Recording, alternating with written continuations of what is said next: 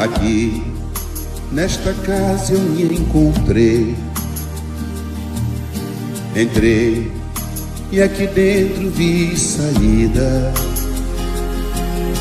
Sim, foi nessa casa de amor que as benesses do labor cicatrizaram minhas feridas. Depois de muitos e muitos passes, estudo e a água da paciência, religar e religuei, filosofiquei, tomei ciência. Aqui, nesta casa de oração, orei, pratiquei o Evangelho. Sim, foi nesse pouso espiritual que eu conheci a vida real. Rompi de vez com um homem velho. Depois de muitas e muitas preces, palestras e água da fé, religar e religuei. A casa, quando é santa, é posto de emergência, hospital de alma, dissipando dores, transcendentes traumas, frente de serviço que a todos levanta, pronto atendimento de Deus, oh Santa Casa Santa. Eu fiz amigos do peito, pessoas com quem posso contar, atendimento fraterno, culto do Evangelho no lar. Sim, nessa oficina de Jesus, chorei cantando quanta luz, com as vibrações desse lugar. Depois de muitas e muitas quedas, me fortalecendo na fé, religar e religuei. A casa, quando é santa, é posto de emergência, hospital de alma, dissipando dores, transcendentes traumas, frente de serviços que a todos levanta, pronto atendimento de Deus, oh Santa Casa Santa.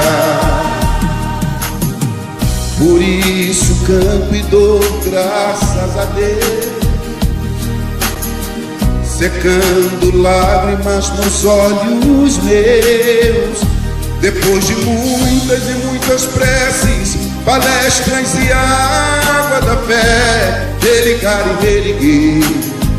Toda casa, quando é santa, é posto de emergência, hospital de alma, dissipando dores, transcendentes traumas, frente de serviços que a todos levanta, pronto atendimento de Deus, oh Santa Casa Santa.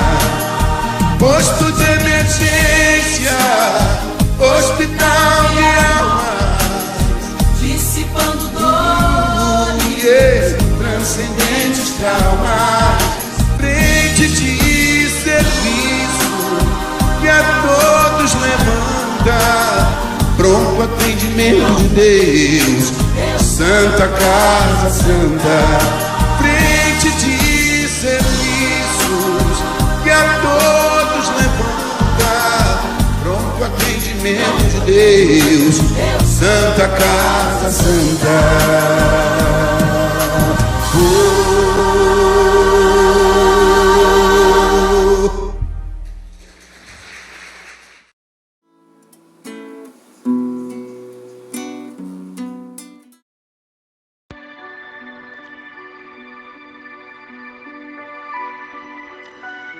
Boa noite, sejam bem-vindos a este momento de alinhamento das energias emitida pelo pensamento de cada um a favor de todos, as quais se irradiam para os que congregam no amor fraternal, através do nosso centro assistencial e espiritual. Sintam-se imaginados em reunião em nossa casa acolhedora, ninho de amor e de luz, que pela pujança amorosa, lá muitos procuram atendimento espiritual. Para esse momento inicial, vamos à oração.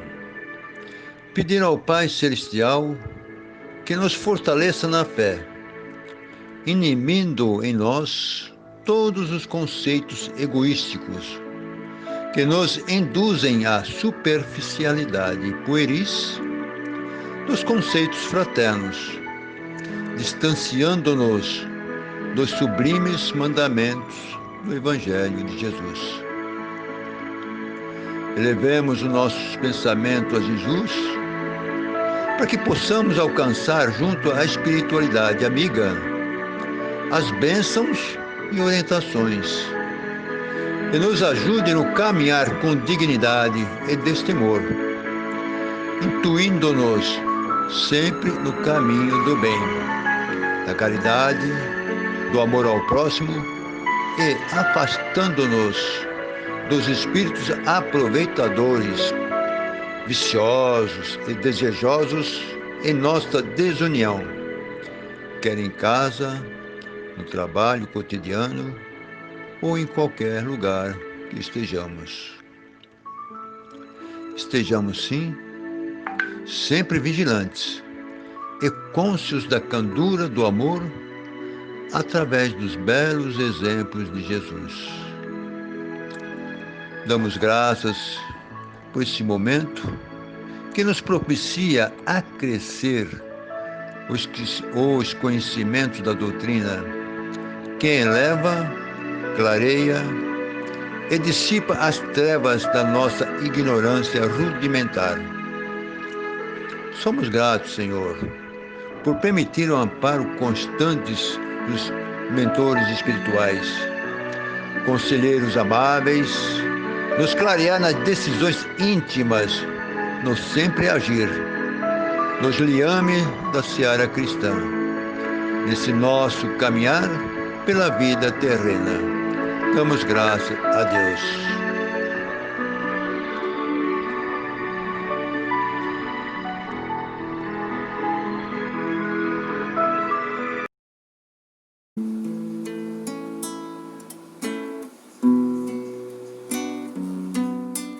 Se Jesus precisa de nós para alguma coisa, e nós podemos desenvolver essa coisa para dar para Ele, que coisa seria essa? Ou que virtude seria essa? Ou que qualidade seria essa? Vamos tentar entender a partir daquilo que Ele nos propõe. Existem duas leis no universo, que essas são as leis fundamentais. Nós poderíamos dizer que seriam as duas únicas leis que nós necessitamos para viver bem. Todo o resto do sistema legal humano, as constituições das nações, ou mesmo aquele conjunto de leis que há no Velho Testamento, mais de 630 leis que Moisés desenvolve a partir do decálogo de Moisés, mesmo os 10 mandamentos, mas tem duas que são da constituição do universo. Essas duas leis que é, quando se perguntou a Jesus, como se pode resumir os mandamentos de Deus? E ele diz o seguinte: amar a Deus sobre todas as coisas e de todo o teu entendimento. Essa seria a primeira lei. E a segunda, ele diz, amar ao próximo como a si mesmo. Mas ele diz uma coisa interessante. A segunda é semelhante à primeira. Seria então a ideia de que amar a Deus é tão importante quanto amar ao próximo. Mas ao mesmo tempo, esse amor ao próximo, ele só vai ser concretizado quando nós amarmos quem? Vocês percebem? Então ele diz assim, ama a Deus, ao próximo, volta para aqui, como a ti mesmo, aí eu volto para o começo. É um ciclo. Essa é a trindade. É uma das concepções de trindade que nós temos. O Criador, o ser criado por Ele e todas as outras criaturas por Ele também criadas. Então nós poderíamos concluir que se eu obedecer o primeiro e mais importante mandamento, eu preciso desenvolver em mim uma capacidade de amor próprio muito grande. Agora a grande questão é, Por que que a gente tem dificuldade de se amar? O que que nos impede de nos amarmos? O que que faz com que as pessoas achem que não são capazes ou não mereçam servir a Jesus? Servir numa tarefa junto ao Evangelho de Jesus, em qualquer lugar, em qualquer canto. O que nos torna incapazes de perceber o que nós temos como potência? Se Jesus diz isso, que nós devemos amar a Deus e ao próximo como a nós mesmos, colocando nós mesmos como a primeira condição de um amor que vai se reproduzir em relação a Deus e em relação aos outros, e João vai dizer que mente o homem que diz que ama a Deus a quem não viu e não ama ao seu próximo a quem viu. Imagine então um homem que não ama nem a si mesmo, que vê todo dia, porque o próximo eu vejo vez por outra, mas a minha eu vejo o tempo inteiro. O que inibe esse amor próprio? Onde estaria a origem dessa sensação de impotência?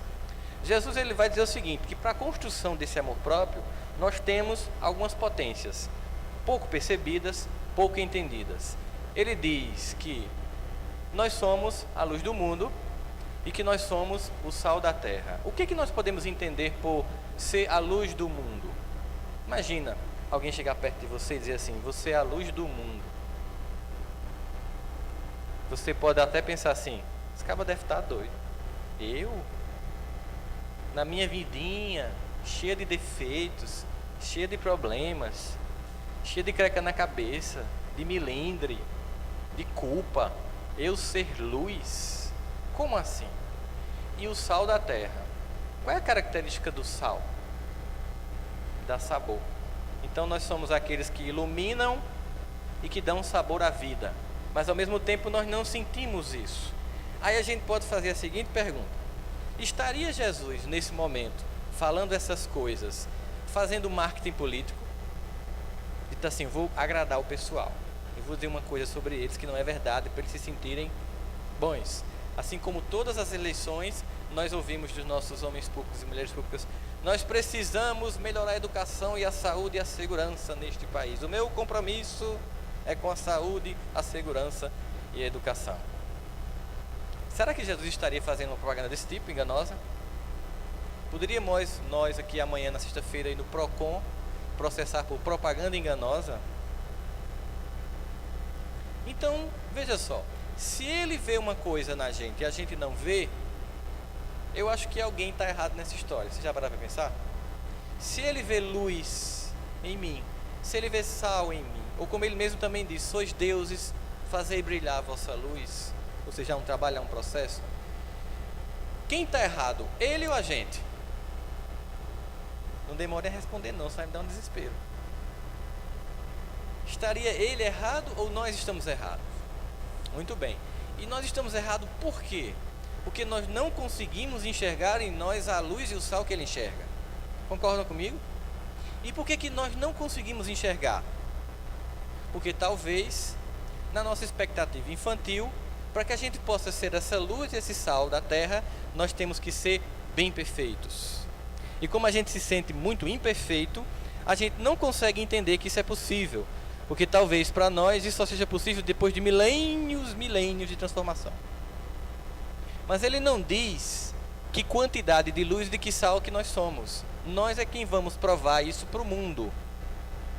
Mas ele garante que existem em nós essas características. Mas nós não enxergamos isso. Porque talvez na infância a gente ouviu assim, de um pai ou de uma mãe menos desavisada: você está pensando que você é quem? Você não vai dar para nada. Ou alguém que nos criticou, que nos humilhou na escola: você é burro, você é feio, você é incapaz, você só faz coisas erradas, você nunca faz nada que preste, você começa e não termina. Eu poderia citar uma lista aqui, todo mundo ia se identificar com uma dessas frases e dizer: pronto, essa é a minha cara, né?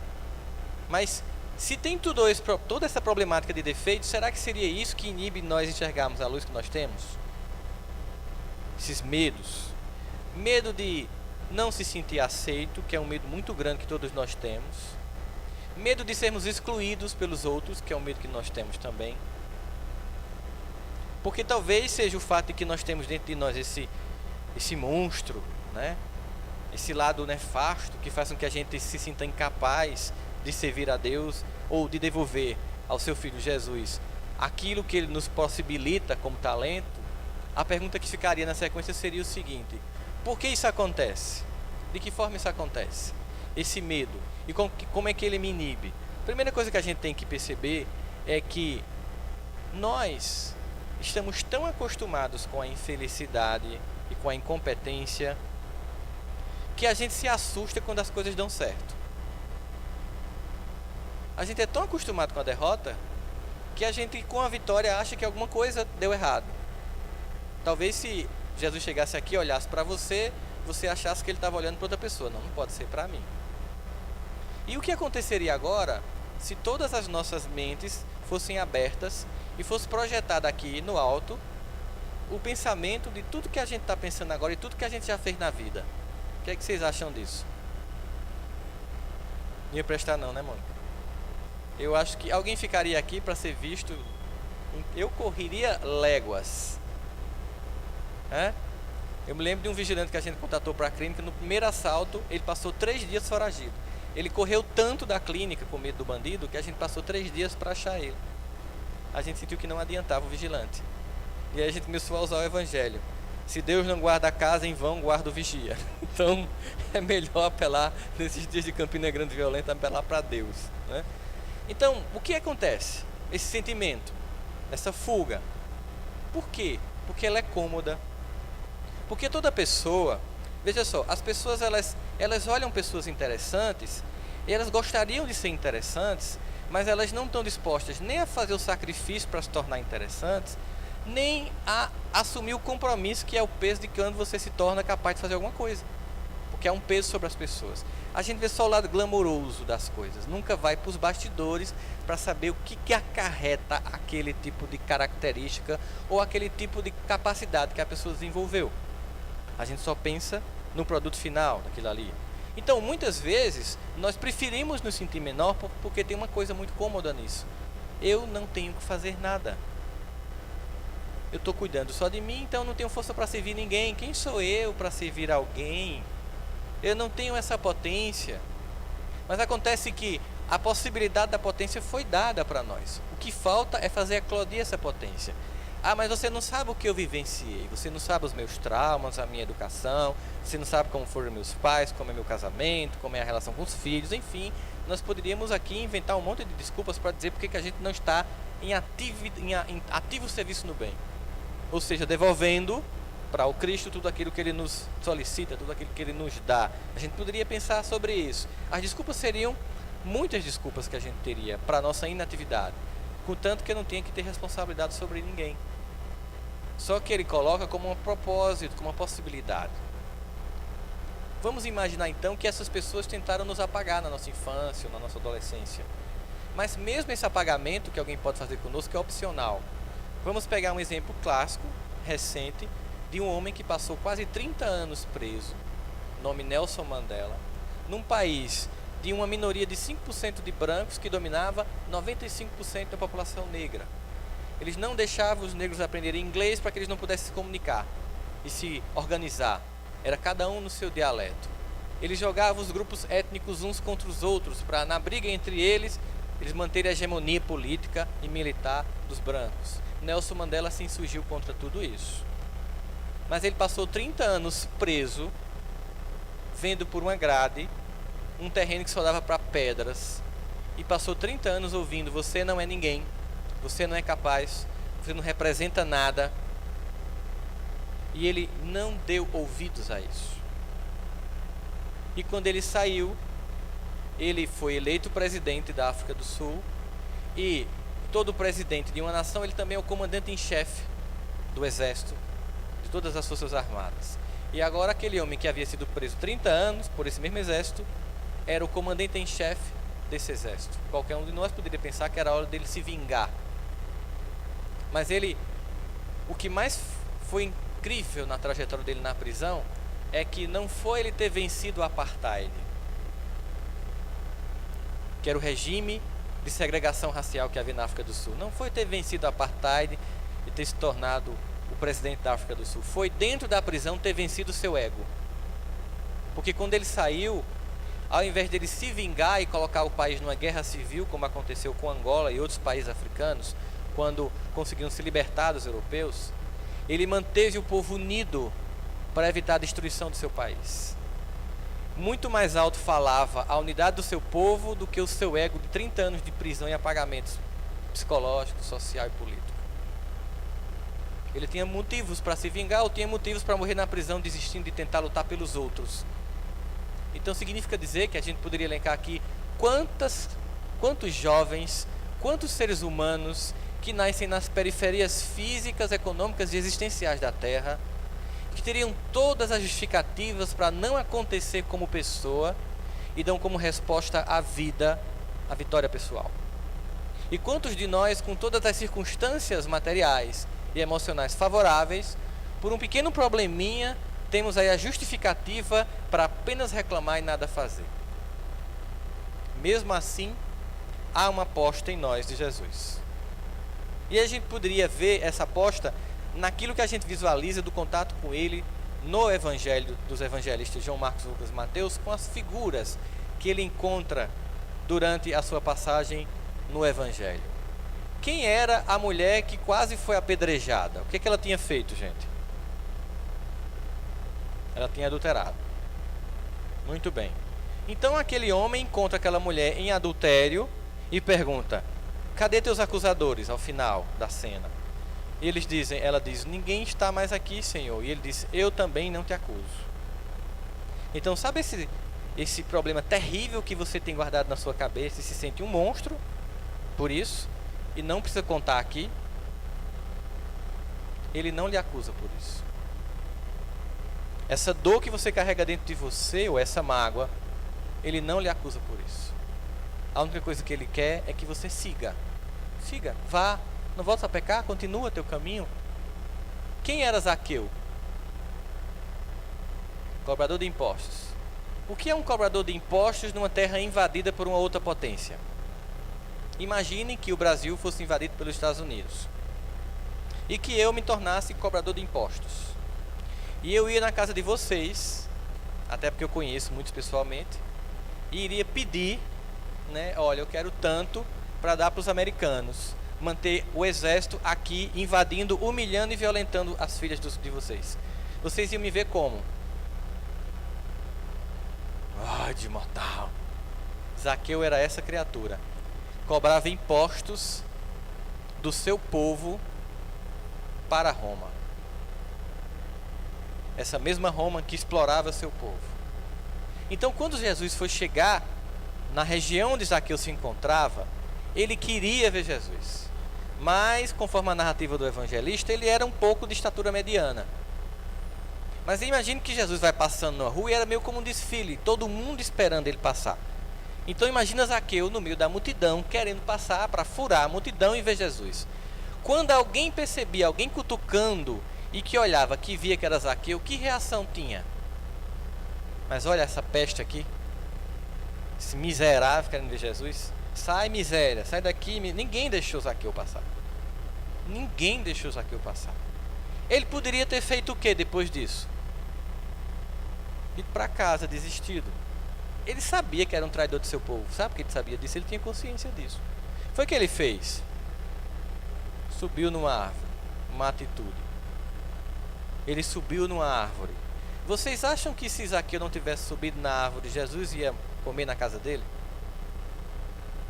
Porque no meio de uma multidão de maior parte das pessoas, cidadãos comuns, ele foi almoçar na casa do mais corrupto daquela região? Porque ele não se concentra no defeito, ele se concentra na possibilidade. Ou como diz Paulo, a luta não é contra o pecador, a luta é contra o pecado. Não é contra você, é contra as atitudes que você tem, mas não é contra você. Ele não viu o traidor do povo, ele viu um homem que estava manifestando um desejo de mudança. Subir na árvore e dizer: eu sou um déspota para o meu povo, mas eu quero conhecer esse homem. E ele vai almoçar lá, na casa de Zaqueu. Porque ele não se concentrou na figura equivocada, temporal do ego de Zaqueu, mas naquilo que ele poderia ser. Ele se concentrou em ver naquele homem a luz do mundo e o sal da terra. Quem era Paulo? Que nome nós damos Paulo? Saulo era o que dos cristãos? Perseguidor? Já ouviram falar nisso? Que Saulo perseguiu os cristãos? Todo mundo ouviu falar nisso? Concordam comigo? Saulo perseguiu os cristãos. Vocês sabem o que é politicamente correto? Politicamente correto é um termo criado pelos americanos para definir quando você diz uma coisa dura de uma forma que não fere. Então, por exemplo, Chico Xavier se referia às prostitutas como nossas irmãs que vendem suas forças sexuais. Não é mais suave? Então, dizer que Saulo era um perseguidor de cristãos é suave, porque Saulo não era só isso. Vamos ver o currículo de Saulo, para a gente entender com que figurinha Jesus conversava e o que ele fazia depois com essas figuras. Saulo era um homem rico, um homem culto, fazia parte do Sinédrio, era um doutor da lei, mas o seu país era um país invadido por Roma.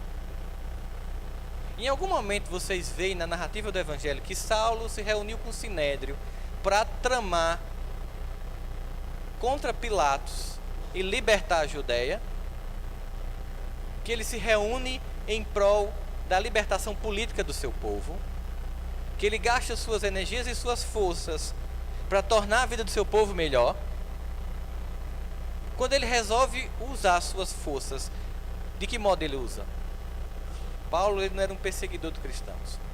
Paulo ele era um traidor do seu povo porque nada fez pelo seu povo e era assassino.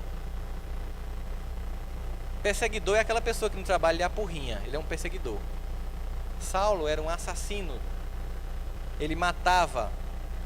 Enquanto o seu povo vivia na lama e no charco da humilhação de uma invasão de outra nação, ele na sua pequena elite, porque Roma dominava uma região, mas não mexia com a elite, para que a elite não ficasse à frente do povo para retomar o poder. Ele deixava a elite ali acontecendo. Herodes podia ficar como rei, não mandava em nada, mas ficava lá no seu castelo. O Sinédrio ninguém mexia, a burguesia ficava intacta. Eles queriam explorar o povo, e assim a burguesia ficava imóvel, não fazia nada, porque ela continuava seus privilégios, enquanto que o povo pagava a conta dos invasores. E Saulo não fazia nada em relação a isso. Quando ele resolve fazer alguma coisa, é matar aqueles que pensam diferente deles em termos de fé.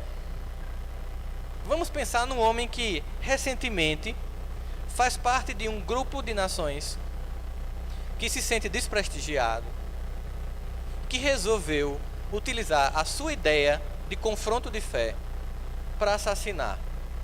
Ele fazia parte de uma elite do mundo árabe, da Arábia Saudita. A família dele, Bin Laden, é uma das mais ricas do mundo. E ele, ao invés de tentar transformar o seu povo e construir uma nação melhor, melhorar a qualidade de vida do povo árabe e do povo muçulmano de uma forma geral, ele resolveu matar quem pensava diferente dele. Então estou dizendo para vocês que Saulo era como Osama Bin Laden, um homem rico que se preocupava apenas em matar quem pensava diferente dele em termos de fé. E quem foi que Jesus foi buscar em Damasco? Um arrogante traidor e assassino. Imaginem o que não aconteceu na cabeça de Saulo quando ele encontra Jesus. E ao encontrar Jesus, cai a ficha. E ele começa a lembrar do início da sua vida como judeu. Ele começa a lembrar do Bar Mitzvah, que é aquela iniciação do jovem, que seria uma espécie de primeira comunhão, guardada as devidas proporções para nós cristãos. Que ele vai lá, ele vai ler a Torá. Quando ele começa a relembrar tantas vezes que ele leu o profeta Elias dizendo que o Messias viria. Quando ele leu o Salmo 1, que reforçava a ideia de Elias dizendo que o Messias viria para alargar a vereda da justiça. E ele não tinha entendido, e finalmente caiu a ficha que aquele homem era o que ele esperou toda uma vida, e que sua cegueira fez com que ele não só não enxergasse, como matasse as primeiras pessoas que enxergaram antes dele a luz que era Jesus. Imagine, durante alguns segundos, todo um filme de uma vida, de um homem que esperava um Messias que não reconheceu e que só agora o reconhecia, depois de ter se equivocado profundamente matando aqueles que o seguiam. E Jesus não estava preocupado com o assassino, com o orgulhoso, com o vendido socialmente Saulo de Tarso. Ele estava enxergando nele a luz do mundo e o sal da terra. Portanto, nada do que nós tenhamos no peito de decepção pessoal, de dor e de vergonha se compara ao que Saulo fez. E nem por isso Jesus deixou de buscá-lo para redimi-lo. Então não existe nenhuma dor interna, nenhum defeito terrível que nos incapacite de servir. Porque não é nele que Deus se concentra, mas na potência que nós temos de transformar tudo isso. Geralmente são planejamentos fantasiosos. De repente você é uma pessoa que adora fofocar e diz assim: não, ano que vem eu não fofoco mais. Do outro lado, os mentores espirituais fazem: eu acredito. Você quer mudar uma característica sua em vez de traçar uma meta. Quando eu quero mudar uma característica, o que é que acontece? Eu prometo que não vou fazer tal coisa, ou que vou fazer tal coisa. Tipo, eu não vou mais beber, eu não vou mais fumar, eu não vou mais caminhar muito, comer muito, ou então, eu vou caminhar mais, eu vou estudar mais, eu vou fazer mais preces. É sempre prometendo fazer ou não fazer alguma coisa, e assim de forma cabal. Ou isso ou nada. O que é que acontece? A primeira queda, a segunda queda, você diz assim: tá vendo, eu sou incompetente. Não adianta, eu desisto. Sou assim mesmo. Por quê? Porque você planejou falsamente. Você se conhece, sabe dos seus limites e criou um plano para dar errado. Você criou esse plano para dar errado, para depois não ter que continuar ele e dizer: eu não consigo. E não é assim que muda. Não é assim que a luz do mundo e o sal da terra surge. É um processo. Então, se você se programar para no ano que vem falar, ao invés de 3 horas por dia da vida dos outros, falar 2 horas e 50 minutos, você vai comemorar os 10 minutos que você deixou de destruir a vida dos outros. Ao longo de um ano, multiplicando 365 dias por 10 minutos, serão horas e horas que você não terá investido no mal. É assim que se programa. Em vez de o ano que vem imaginar que você vai virar anjo e se iluminar, lembremos a música que vocês cantaram aqui com Semearte: um dia todos nós seremos anjos. Para isso nós temos que vamos trabalhar e acreditar. Ou seja, há um processo, há um trabalho. É com esse tipo de gente que Jesus conta conosco, os discípulos. Um negou 3 vezes: não conheci esse homem não. Os outros sumiram. Não tem nem notícia do que fizeram. Só um, mais jovem, foi lá no Gólgota acompanhar a crucificação. Depois ficaram morrendo de medo, presos. O medo da perda da vida física. Foi preciso o mestre voltar, entrar nas portas e dizer que estava de volta, para eles voltarem a acreditar. E mesmo assim Jesus contou com eles. Por que não vai contar com a gente? Será que nós somos esses criminosos que eu descrevi aqui? Um matador de pessoas, um cobrador de impostos? E mesmo assim Jesus viu possibilidade? Não há mais como usar como desculpa essa visão infantil que nós temos de nós mesmos. Se existe algum presente que a gente pode dar a Jesus, é se amar. Se amar mais do que qualquer criatura na terra. Porque só aquele ser que se ama é capaz de, experimentando em si o próprio amor, conseguir amar quem está perto. É justamente a infantilidade, a falta de amor próprio, que faz com que as relações não funcionem. Porque você vai para uma amizade, para um trabalho, para um casamento, esperando que o outro lhe ame. Porque você é carente e quer que o outro tape as suas questões emocionais. Tudo começa a funcionar de fato quando você está disposto a oferecer, independente da resposta do outro. Ao final eu posso até concluir que, bom, eu fiz de tudo e não tenho um feedback positivo, eu posso ter a opção de dizer: não dá, eu quero alguém que seja capaz de devolver um pouco do que eu dou. Nada justifica mais ficar parado, porque nenhum dos grandes defeitos que nós temos para Deus é mistério. Coisas que a gente nem pronunciou para os outros, para Deus não é mistério. Mesmo assim Ele nos ama intensamente. eles contam conosco intensamente. Precisam sim de nós. Jesus precisa de nossas mãos para ajudar as pessoas caídas. Precisa dos nossos ouvidos para que nós possamos escutar a dor dos outros e não só a nossa. Precisa da nossa boca para a gente transmitir uma mensagem de conforto, de esperança e de fé. Precisa da nossa mente para pensar positivamente e orar. Para que nós possamos fazer a diferença e equilibrar as forças de um planeta que está passando por um momento de profundas e dramáticas transformações. De valores deturpados, de famílias caídas, de um Natal que certamente foi muito mais regado à cachaça e à bebida do que à confraternização fraterna entre as pessoas. Em que nós perdemos total propósito entre o que é uma ceia de afetos e uma ceia de enfeites. A única coisa que ele chama é para uma vivência simples da vida, do Evangelho, no cotidiano. E aí vem a grande questão, tá? Então eu posso? Pode. Mesmo com todo defeito? Sim.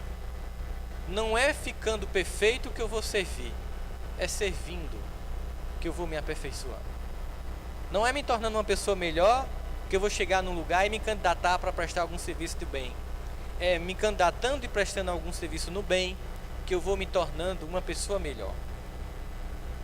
Por isso que Jesus diz, vem como você está, desse jeito.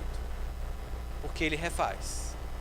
É só se permitir nesse processo de construção de uma nova identidade de pessoa, para servir do jeito que está, para fazer planejamentos realistas para daqui a 10 anos, metas realistas, para que eu vá construindo, deixar de se ver como incapaz, como burro, como feio, como pobre, como miserável, todos aqueles adjetivos que são carregados de preconceito e de uma visão distorcida que nós temos de nós. Porque se Jesus vê luz e sal em nós e nós não enxergamos, é porque nós é que estamos cegos. E temos que escolher se nós vamos nos enxergar a partir dos olhos do mundo ou a partir dos olhos de Jesus. Para que a partir dessa crença que de fato, apesar de tudo que nós somos, dos defeitos que nós temos, nós podemos servir a Deus sim. Nós podemos construir uma vida melhor sim. Nós podemos sair hoje aqui com o compromisso pessoal de servi-lo. Eu vou ter que vir aqui conversar com Santana e fazer alguma coisa na UF. Se quiser sim, mas não necessariamente. Porque o Salmo 100, ele faz a seguinte proposta: celebrai com júbilo ao Senhor todos os moradores da terra e servir Ele com alegria, porque Deus é bom. E qual seria o melhor canto para servir a Deus? Aqui, na missa, no culto, uma vez no final de semana. Lugar mais difícil, em casa e no trabalho. É o lugar onde a gente serve a Deus. Observe como a gente faz o contrário. Você não sabe onde eu trabalho, tu não sabe as pestes que trabalham comigo. O argumento, claro, pode ser esse, né? Se você soubesse quem trabalha comigo, você não estava falando de servir com alegria. Eu vou para lá servir com tristeza, com depressão, com desejo pré-suicida, porque é umas criaturinhas pesadas. Sabe, você está pegando o peso dessas pessoas para você? Isso é opcional. Interessante é que pesquisas no mercado de trabalho mostram o seguinte: quando você não gosta do lugar onde você está, profissionalmente falando, a melhor forma de você sair de lá, paradoxalmente, é se tornar o melhor funcionário da empresa. Porque vai criar as condições para que você saia dela. Ou porque você vai adquirir mais competência, ou porque alguém do mercado vai ver sua competência e vai lhe convidar para trabalhar na empresa dessa pessoa. O que a gente faz quando está com raiva da empresa? A gente sabota. E aí morre nela, aposenta. Eu lembro que eu fui para uma reunião de aposentadoria de uma professora da universidade. Ela estava se despedindo e tal, e fizeram um bolinho, um refrigerante para ela. E aí aquele clima de despedida da colega que estava se aposentando, e ela fez: eu queria falar para agradecer a vocês esse momento, para dizer que hoje é o dia mais feliz da minha vida. Porque finalmente eu vou ter que deixar de olhar para a cara de vocês, seus cínicos, mentirosos, que passaram a vida me perseguindo, me maltratando, falando mal de mim, e agora vem se despedir para ver se de fato eu vou me embora e não volto mais. Não é brincadeira. E ela estava sendo verdadeira. muito.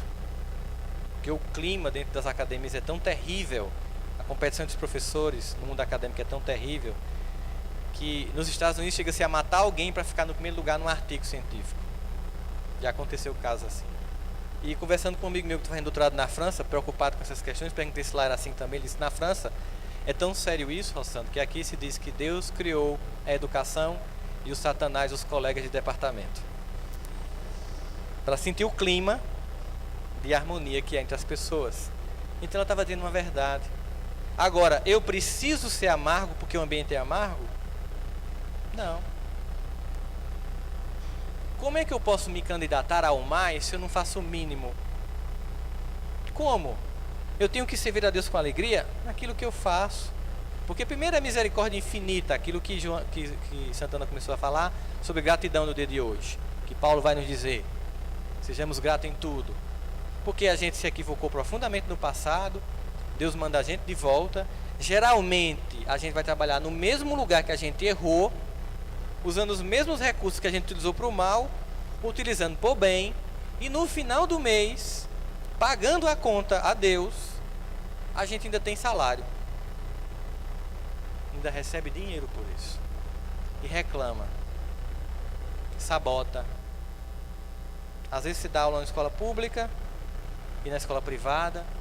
Na escola pública você chega atrasado e sai mais cedo. Na escola privada você chega na hora e sai na hora. Você desenvolve uma doença curiosa. É um atestado médico que funciona para o grupo escolar, mas de tarde você está bonzinho, que você vai dar aula na escola privada. E você está roubando o dinheiro do povo, porque isso é corrupção ativa, não é nem passiva, porque você recebe dinheiro do povo, mas é pouco. É uma outra questão, é uma outra luta justa por uma remuneração digna dos professores. Mas se você faz isso, você sabota. E por que você acha que à noite você vai pedir a Deus e Ele vai atender? Se você não é fiel no pequeno, como será fiel no grande? Mas mesmo assim, Ele aposta na gente. Ele vê a luz, Ele vê o sal. Só que Ele quer ver a gente operar essa luz, esse sal.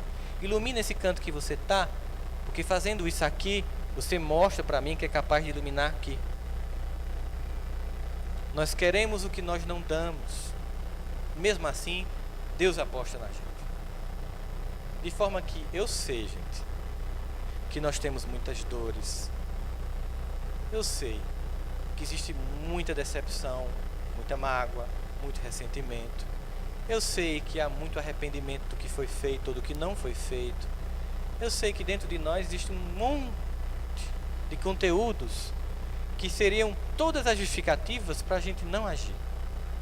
Mas Jesus, Ele veio para dizer que dentro de nós existe luz e sal, que nós podemos iluminar e temperar a vida uns dos outros, que não são nossos medos, nossos erros e nossos defeitos que vão servir como justificativas ou como desculpas para que a gente não sirva a Deus.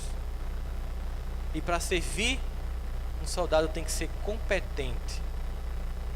E alguém que é competente é alguém que se cuida, é alguém que se ama, é alguém que se respeita, é alguém que é produtivo para si mesmo, é alguém que não lamenta e corre atrás, que não culpa, se responsabiliza. Mas isso é característica de alguém que se ama. Mas mesmo esse amor é um processo de construção. Então, para vocês, um mantra para ser desenvolvido na mente de vocês, porque quando isso for alcançado, tudo mais virá. Tudo mais. Comecem a dizer para vocês, até virar realidade: eu me amo, não posso mais viver sem mim. Porque aquele que ama a si, ama o próximo e ama a Deus. Não tenha medo de se amar. E é para se amar bem cheio de defeitos como nós somos. Assim como a mãe ama o filho como ele é. Inclusive, geralmente quando a mãe tem vários filhos, ela justamente dá mais atenção ao mais problemático. E aqueles que são certinhos ficam irritados. Eu não dou trabalho nenhum e a senhora só dá atenção a fulano. Por isso mesmo, meu filho, porque você já está pronto. Seu irmão não. Se uma mãe é capaz de fazer isso com um filho que não está pronto, imaginemos Deus. Imaginemos Deus, porque nossa mãe nos ama a partir dos defeitos que ela sabe, porque tem uns que ela nem desconfia. Mas Deus sabe de tudo e ainda assim nos ama profundamente. Então não vamos mais usar desculpas para não se amar. É uma necessidade. O amor a si é a condição para amar aos demais. Tenha um 2004 luminoso, cheio de trabalho no bem, de crescimento interno, e que a família de cada um de vocês aqui representada, seja de encarnados ou de encarnados, recebam desta casa de luz, dessa embaixada do Cristo na Terra, todas as emanações de vibrações de amor, de carinho, de confiança. Muita paz e muito obrigado por mais um ano aí, gente. A gente junto.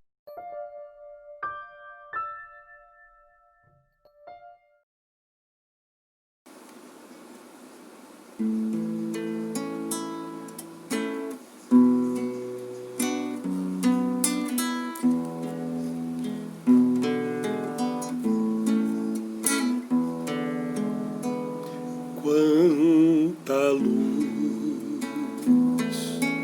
nesse ambiente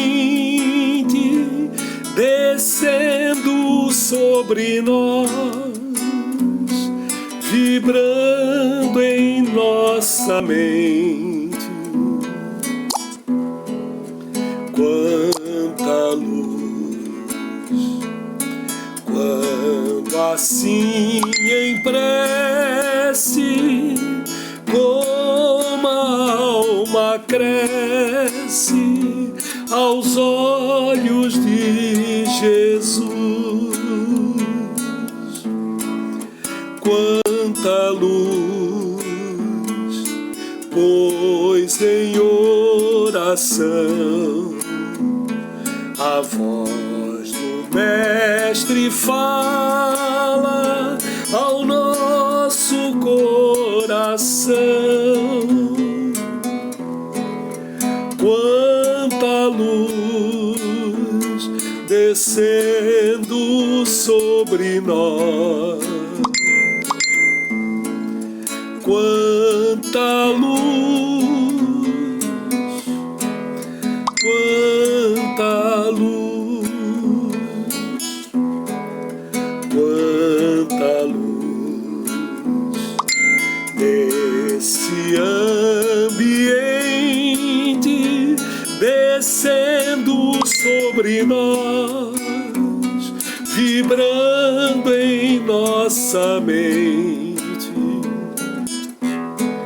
Quanta luz, quando assim em prece, como a alma cresce aos olhos de Jesus. Quanta luz, pois em oração a voz do Mestre fala ao nosso coração. Quanta luz descendo sobre nós. Quanta luz, quanta luz.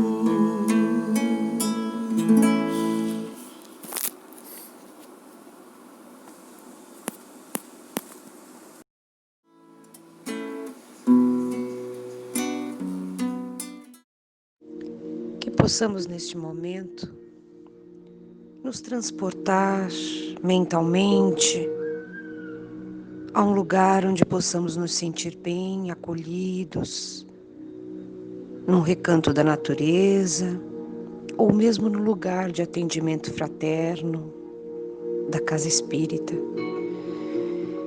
Que possamos respirar profundamente, nos tranquilizando, nos harmonizando, elevando os nossos pensamentos e procurando relembrar a condução harmoniosa do nosso irmãozinho da paz no passe, trazendo à nossa mente a presença de Jesus, mentalizando suas mãos abençoadas sobre a nossa cabeça e nos permitindo sentir estes fluidos medicamentosos, gotas de energias renovadoras que Jesus nos traz, que possamos conduzir mentalmente estas bênçãos destes fluidos através da nossa corrente sanguínea, limpando, fortalecendo nosso sangue, as nossas células, os nossos órgãos, trazendo a harmonia necessária à nossa saúde. Que estas gotas de luz iluminem os nossos pensamentos, conduzindo-os harmoniosamente. Que estes fluidos abençoados venham trazer a harmonização dos nossos sentimentos e das nossas emoções. Que a cada inspiração e expiração possamos sentir estas energias amorosas e renovadoras que Jesus nos traz. E que a cada expiração possamos sentir como uma grande limpeza no nosso corpo físico, mental e espiritual, nos trazendo leveza, equilíbrio, para que dentro de nós permaneça somente o que o Cristo neste momento nos traz. Toda a sua paz, nos trazendo equilíbrio e fortalecendo nossa fé.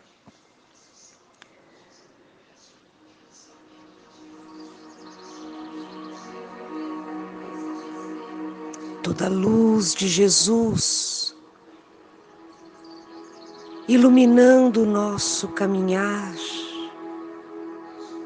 neste grande aprendizado terreno, e que permaneça em nós todo o amor do Cristo, nos conduzindo, nos trazendo equilíbrio, força, discernimento. Que a paz de nosso Senhor Jesus Cristo esteja com cada um de nós. Que assim seja. Graças a Deus e graças a Ti, Jesus.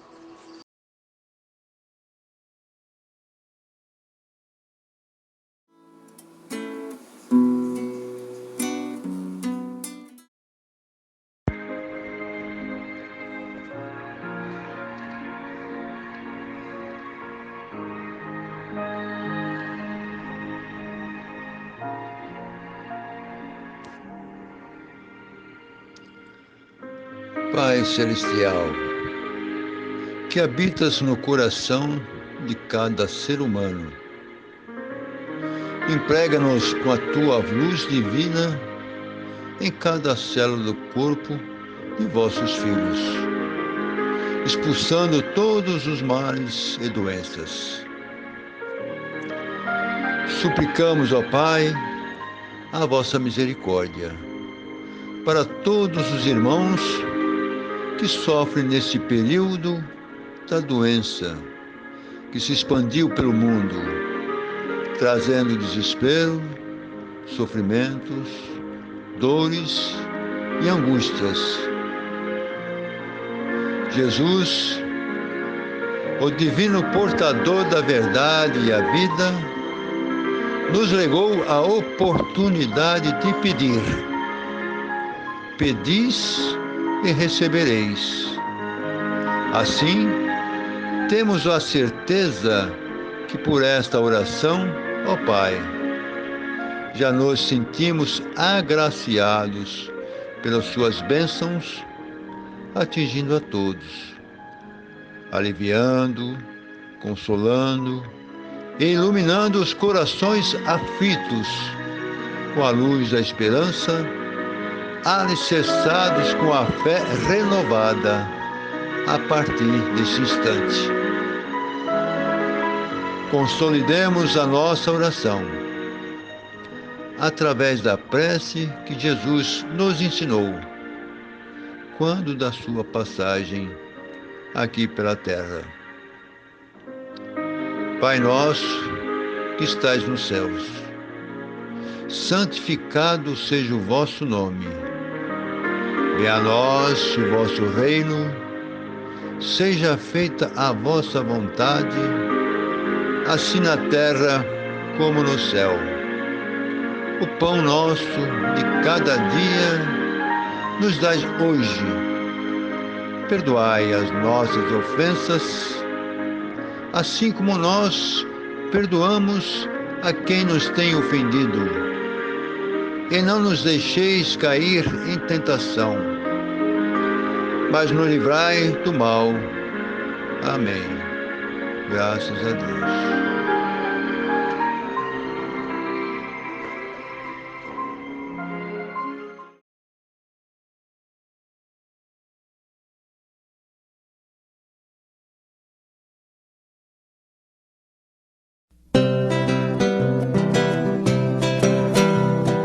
Fica sempre um pouco de perfume nas mãos que oferecem rosas, nas mãos que sabem ser generosas. Dá do pouco que se tem ao que tem menos ainda. Enriquece o doador, faz sua alma ainda mais linda. Dar ao próximo alegria parece coisa tão singela. Aos olhos de Deus, porém, é das artes a mais bela. Fica sempre um pouco de perfume nas mãos que oferecem rosas, nas mãos que sabem ser generosas. Dar ao próximo alegria parece coisa tão singela. Aos olhos de Deus, porém, é das artes a mais bela. Fica sempre um pouco de perfume nas mãos que oferecem rosas, nas mãos que sabem ser generosas. Dá do pouco que se tem ao que tem menos ainda. Enriquece o doador, faz sua alma ainda mais linda. Dar ao próximo alegria parece coisa tão singela. Aos olhos de Deus, porém, é das artes a mais bela. Fica sempre um pouco de perfume nas mãos que oferecem rosas, nas mãos que sabem ser generosas. Dar ao próximo alegria parece coisa tão singela. Aos olhos de Deus, porém, é das artes a mais bela. Fica sempre um pouco de perfume nas mãos que oferecem rosas, nas mãos que sabem ser generosas.